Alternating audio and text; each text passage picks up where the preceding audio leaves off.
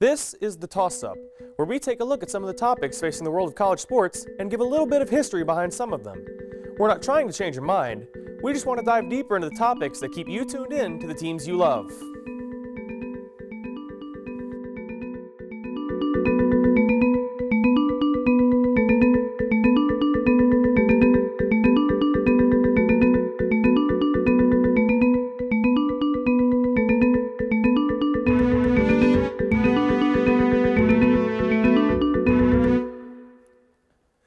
A parent-child relationship is an important part of many lives, including those of college athletes.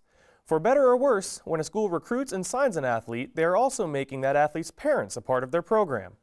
Most of the time, the casual fan doesn't hear anything about these parents, but in certain cases, those parents have become breaking news, viral stories, and even documentary topics, such as Marv Marinovich, father of former USC quarterback Todd Marinovich. In 2011, ESPN released a 30 for 30 documentary entitled The Marinovich Project, which covered the life of Todd, who was raised from infancy by Marv to be a star quarterback.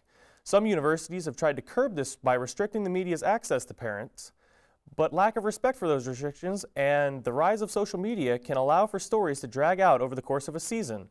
A couple of other examples are Cecil Newton, father of former Auburn quarterback Cam Newton, and Craig James, father of former Texas Tech wideout Adam James. One of the biggest stories during the current college basketball season has been LeVar Ball, father of UCLA Bruins star and projected top draft pick Lonzo Ball. LeVar Ball has made several outlandish statements recently, ranging from claiming that he could beat Michael Jordan one-on-one in his prime to saying his son is better than two-time MVP Steph Curry. He's even been involved in a feud with NBA legend and TV personality Charles Barkley. With headlines wrapped up and what is being said off of the court, maybe we should be more focused on what is going on between the lines, or maybe parents shouldn't be able to talk to the media at all. Joining me on the panel this week is WIUX co-sports director Eddie Cotton, IUS TV basketball reporter Lydia Knoll, and the voice of IU softball, Juliana Sherry. So, Juliana, do you think that parents should be able to talk to the media?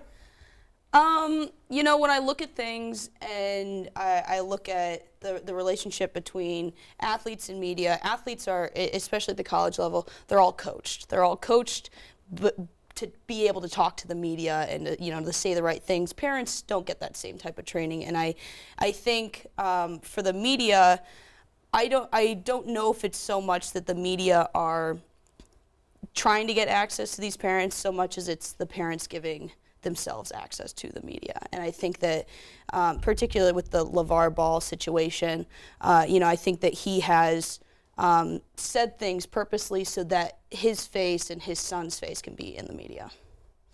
That's true, because it seems as if LeVar is using Lonzo to even build his own brand. They've got this new clothing line, and he's feuding with LeBron James, who's an iconic basketball player. And this is all coming from a guy who only averaged 2 points per game in college.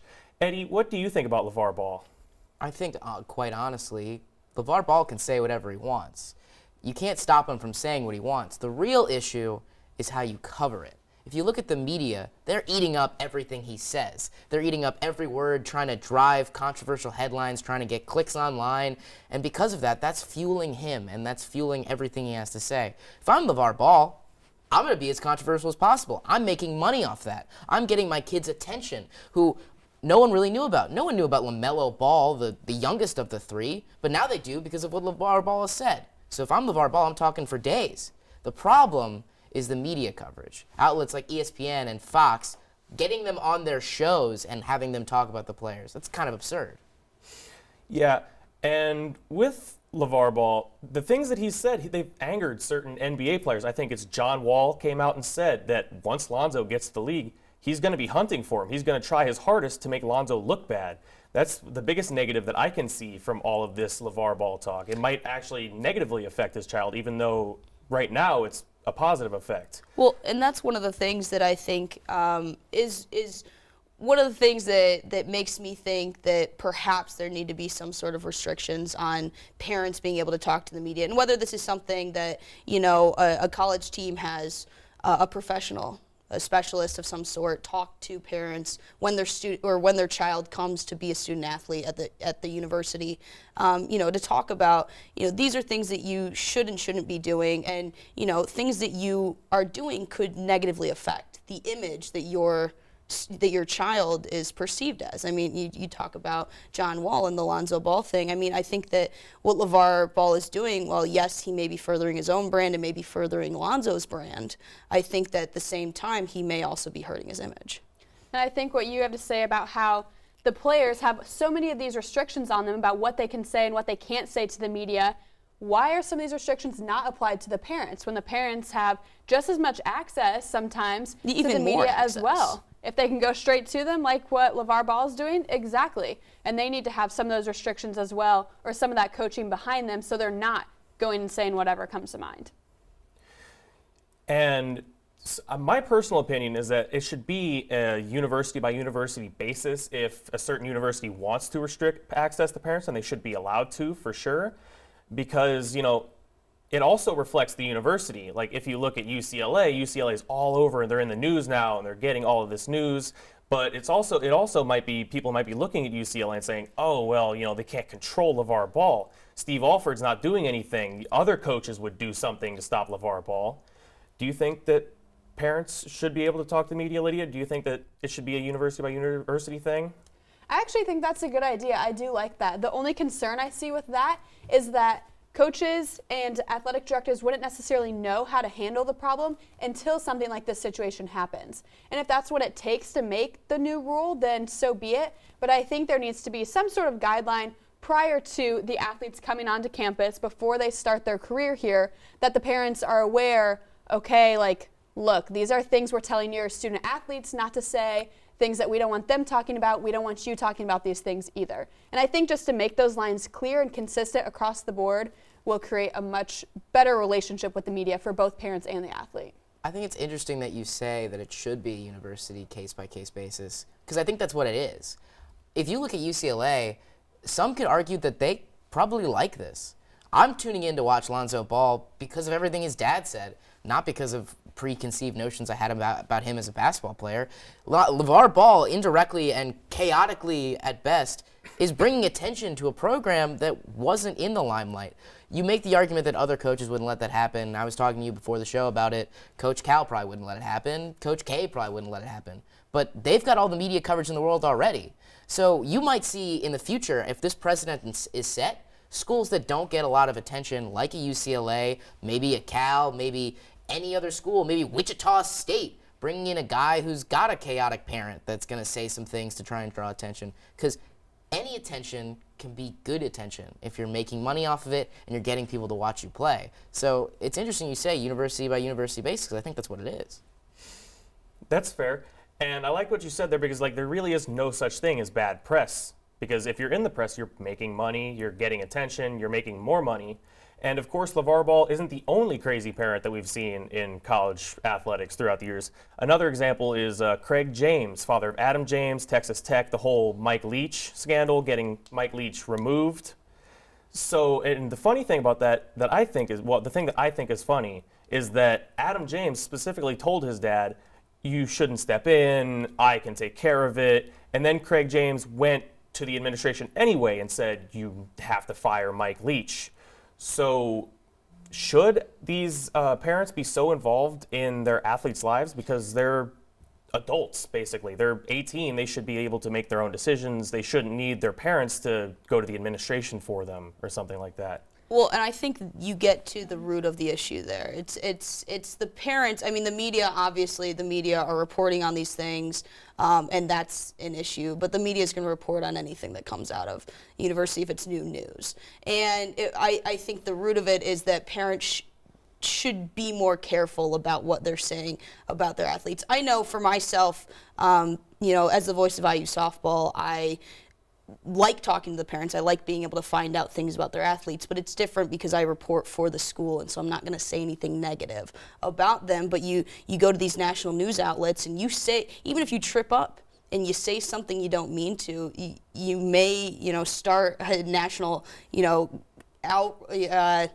what's the word I'm thinking of? I can't think of it, but, just this cry out of national news coming in and reporting on this story, you may say, one thing that's not something positive, and they're going to turn it, they're going to spin it. So I think that's something that has to be careful of, and going university by university based on case by case things, and it really is already like that.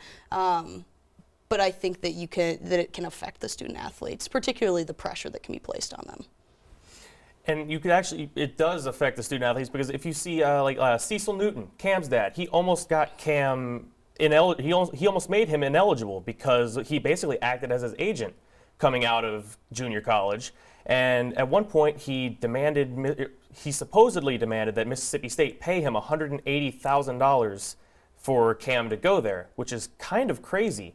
Eddie, do you think that parents should be so involved at that age? Well, obviously, that situation is somewhat absurd. That situation should be policed unlike any other situation, because that's legitimately cheating the system, and you should police that and punish that.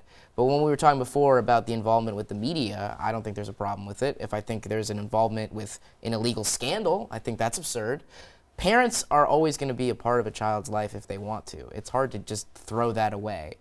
It's about situationally, university by university, case by case, restricting it how you need to. But if you're willing to let a parent fly with what they want to say in the media, let it go. But that case in specific, a Cam Newton-like case, is pretty much against the law. So that's where that issue comes in. But parents are hard to just pull from a kid unless excruciating circumstances. That's true, because we've seen other parents too, such as Marv Marinovich, who was in Todd's life pretty much every second of every day, telling him what to do and how to do it and what to eat. And it's kind of crazy when you think about it, the way that he kind of tried to make his son a star quarterback instead of just letting him become one. Lydia, do you think that parents should be so involved?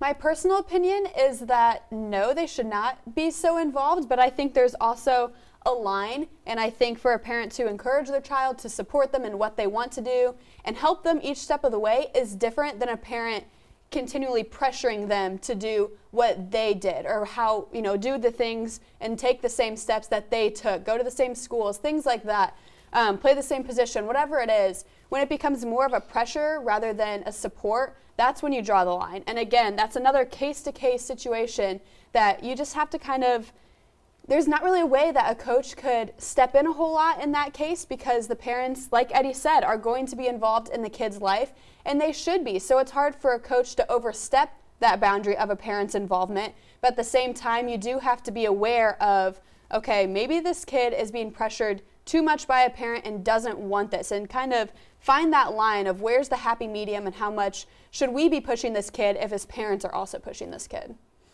I agree. Well, that does it for our show this week. Be sure to continue the discussion on our Twitter page at IUSTV Sports and on Facebook at IUSTV Sports. You can always give any suggestions for the show and ask any questions you might have. Toss it up. Find out if we'll catch it. Until next Sunday, be proud and cheer loud.